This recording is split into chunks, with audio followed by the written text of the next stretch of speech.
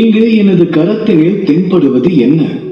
இந்த வெள்ளை வண்ணமுடைய வஸ்திரமா, அல்லது இதனில் படிந்துள்ள இக்கருவண்ணத்து கரையா?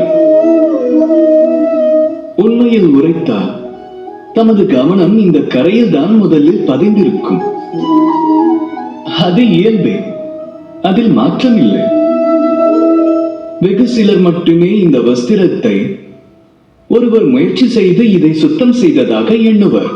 ஆனால் பெரும்பாலானோர் இதில் உள்ள கரையினில் மட்டுமே தமது கவனம் பதிப்பர். அதன் காரணத்தினை சிந்திப்பர். அதற்கு நிகரானதே நமது சுய அடையாளமாகும். நமது நற்செயல்கள் நிறைய இருப்பினும் நாம் மாற்றும் ஒரு தீய செயல் கூட கரையாக படிந்துவிடும். சிந்தியுங்கள். குளுமை அளிக்கும் சந்திரன் தூய வெள்ளை ஒளியினை அளிக்கின்றது. அதனை நாம் காணும் முன்னர் அதன் கரையே தென்படுகிறது. அதில் படிந்த கருமையையே சிலர் காண்கின்றனர். ஆகையால் மிக குறிப்பாக நற்சிந்தனைகளை உடையோருக்கும் உபகாரம் செய்வோருக்கும் ஒன்றை கூறிக்கொள்ள விரும்புகின்றேன். கவனமாக இருங்கள். ஏனெனில் தாம் ஆற்றும் ஒரு தீய செயலும் நிரந்தர உதாரணமாக மாறிவிட நேரலாம். ராதா ராதா.